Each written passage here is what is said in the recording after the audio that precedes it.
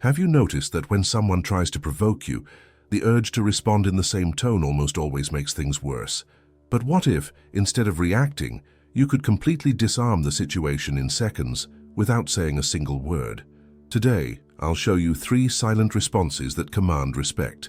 You won't just avoid arguments, you'll transform confrontations into discreet victories. Stay until the end, because the third response is the most uncomfortable for your attacker and the most liberating for you. The ancient Stoics understood something most people ignore. Control over the world begins with control over yourself. Epictetus reminded us that it's not events that hurt us, but our opinions about them. Silence, when used wisely, is the space between stimulus and response.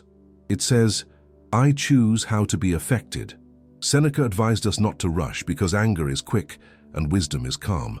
And Marcus Aurelius repeated to himself that what does not touch the soul has no real power.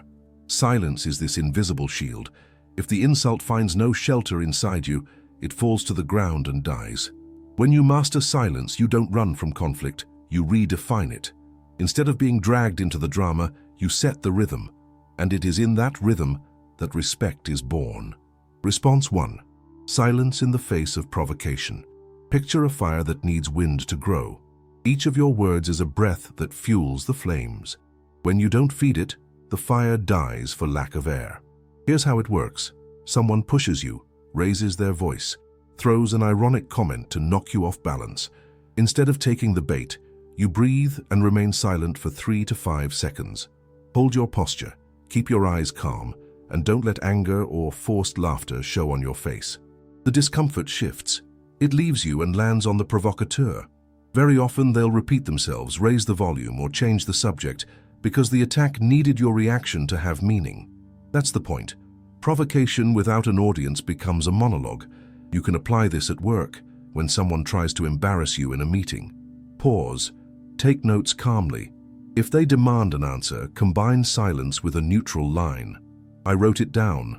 I'll review and reply in writing. That mix, silence plus neutrality, communicates 2 things. You are not shaken and you choose the terms of the conversation. At home, when a relative makes those annoying digs, do the same. Stay silent. Let the comment fade. If they push again, close it with, "I'm not going into this right now." You don't need to win the argument. You need to win yourself. Silence here is emotional discipline. Think of it this way. You simply don't show up to the fight. The other person came armed, but you're not there. They punch the air until they're exhausted. And over time, respect grows because you prove your piece is not for sale to cheap provocations. Response 2. Silence as strategy in discussions and negotiations. This is not passivity, it's tactics. In every tense conversation, there's a moment where people reveal too much, the empty space between one sentence and the next. Whoever controls that space controls the rhythm. Try this. When someone finishes an argument, count silently to 3 before speaking. Don't roll your eyes, don't sigh, don't nod, just silence. Most of the time, the other person will keep talking to fill the void, and in doing so, reveal fears, priorities, or secrets. It happens in budget meetings, feedback talks, sales conversations, even arguments with your partner. Silence is a mirror that forces people to hear themselves. Also use silence after a question. Ask directly, then stop.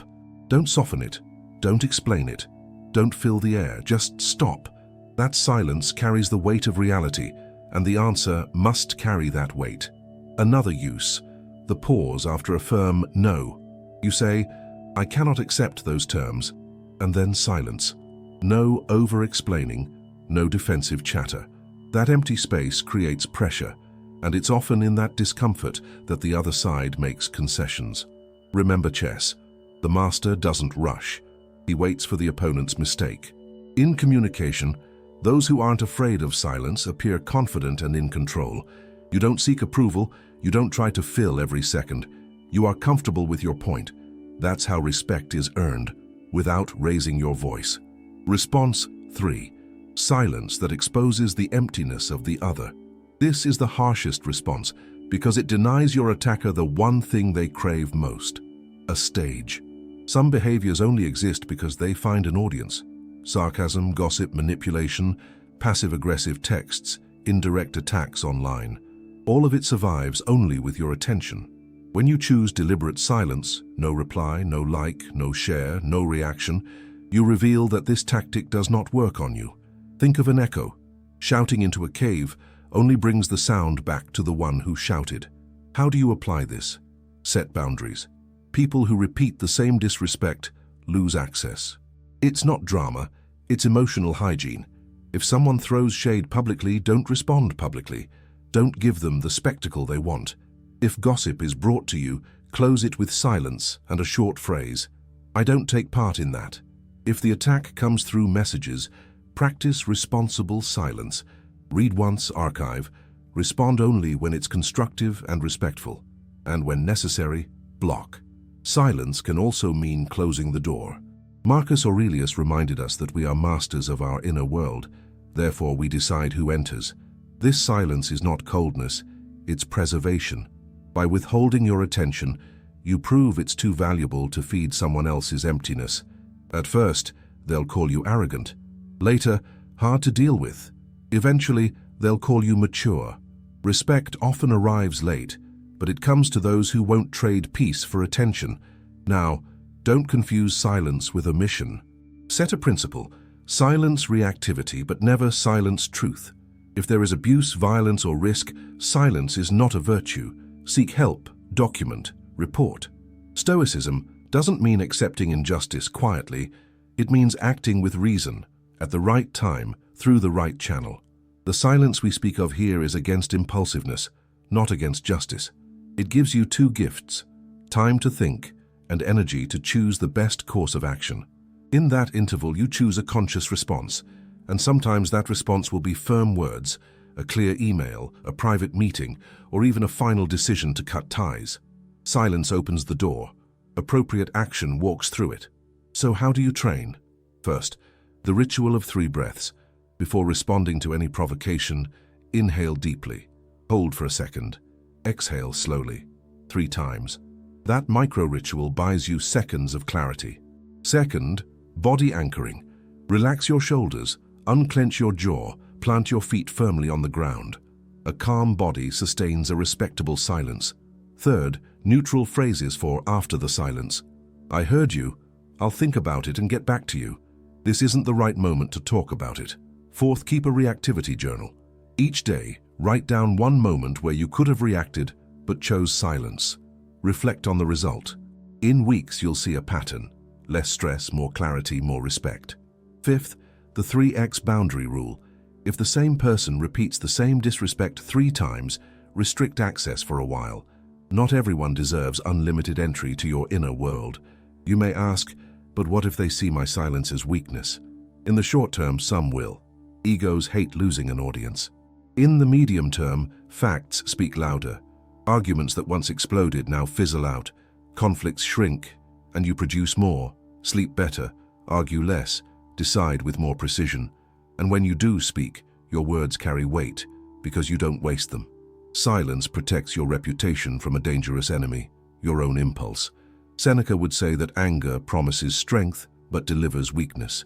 Silence promises little but delivers self-mastery. And self-mastery is magnetic. Notice how these 3 responses connect.